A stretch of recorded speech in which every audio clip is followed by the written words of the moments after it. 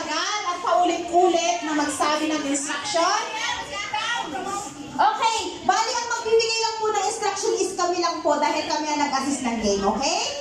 Opo. Bali po, doon yung mauuna, po doon sa logo, meron dyan na Bible verse. Okay? So sa Bible verse, kailangan nyong buuin at i-stick nyo dito. Okay? Makinig kayo sa instruction. Kumbaga, teamwork ito, okay? Hindi ito individual, by group ito, okay? I-stick nyo dito yung Bible verse, okay? Siyempre, hindi ko sasabihin kung anong Bible verse, okay? Alam niyo na po ba, papalubuhin nyo dito, itatakbo nyo yung logo, it's up to you kung paano nyo paputukin. Sa loob ng logo, may Bible verse, hati-hati yan. After nyo magputok, i-combine nyo dito yung isang buong verse. Okay? So, ito lang sila po ang mag-decide kung sino ang nanalo dahil sila ang ating taga-assist. Kaya yung mga nanonood, please quiet ng kaunti, okay? Ready na kayo? Huwag tumakbo hanggat hindi na ipalobo yung balon, ha? Dapat nakapalobo na siya, then saka kayo tatakbo, then paputukin, kunin ang verse, and then, pero hindi nyo maano yung verse hanggat hindi kayo napaputok lahat ng 10. Yes? Then, kayo na ang kung ano pagkakasunod-sunod ng verse na yon. Any question? Kung sino ang nagbabasa ng Bible, doon! Okay, are you ready? Ready? Group A? Ready, Group B? Okay, at the count of 3, doon tayo magsisimula. Ready? 1, 2, 3, go!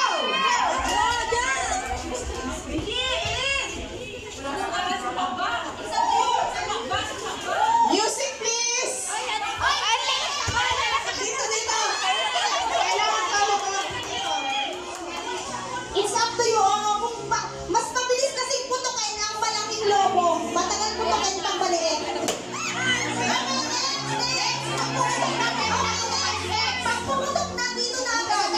Wala pa, hindi pa pumutok. Hindi pa makabunot. If you have...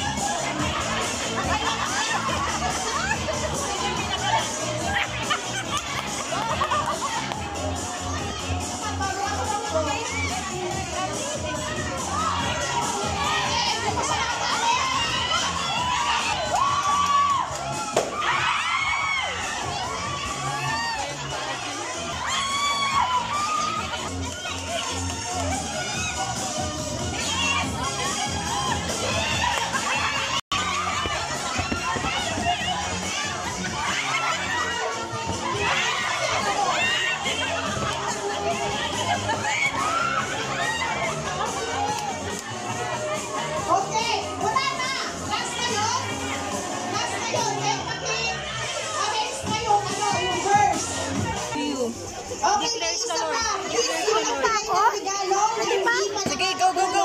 Sige na. May isang number pa muna na titira. For I know the plans have for you, declare the Lord, plans to accomplish you, and not to harm you, plans to give you hope and the future.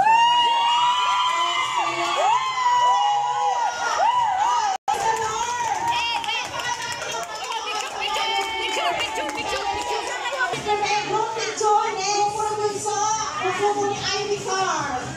Okay.